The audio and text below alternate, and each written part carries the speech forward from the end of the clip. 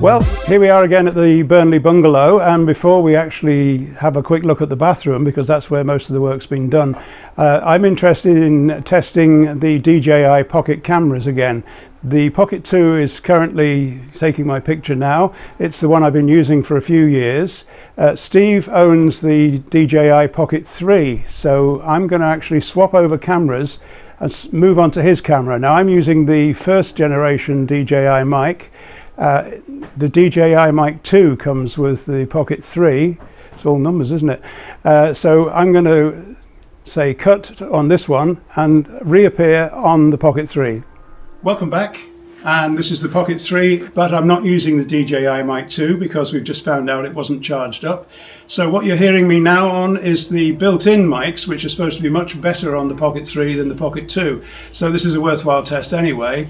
And I'll be back a little bit later once we've charged up DJI Mic 2. See you later with that. Going back a few months, we did discuss the position of this bungalow up against Burnley Woods, and on this visit I was talking to Steve's wife about the design of the kitchen, as the designer had been in the previous week, and I assumed that she'd had plenty of say in how the kitchen was going to be designed.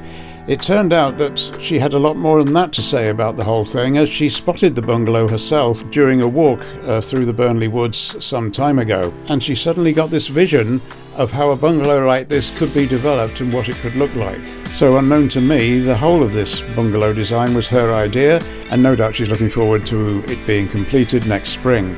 Just before the bathroom, let's look at things structural. First of all, that the extension and the original building have to be tied in by building regulations. That's done here. And new lintels are turning up and doors being moved, ready for the internal work. For my own interest, I wanted to know how the kingspan insulation was held up inside the beams, and Steve took this shot showing the timber supports that hold it in place.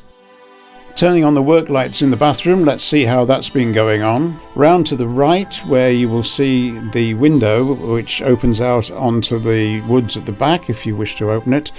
You then pass the area where the toilet will be, and then the dividing wall which takes you into the area for the shower. There's a couple of design points that I noticed here. First of all, the amount of backlighting, which helps to create the mood in the bathroom that's desirable for a relaxing time.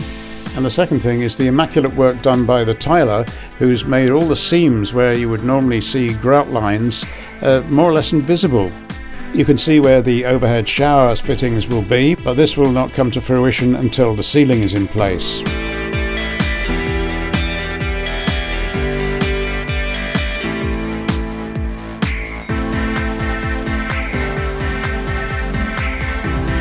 This bit of background lighting obviously designed to shine on your feet, and you can see the slits on the right where the water will drain away.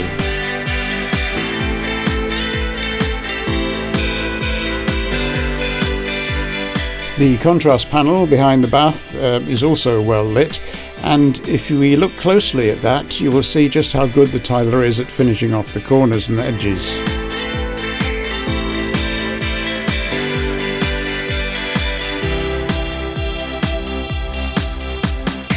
And these are the floor tiles, and again you can't really see grout lines, they're almost invisible.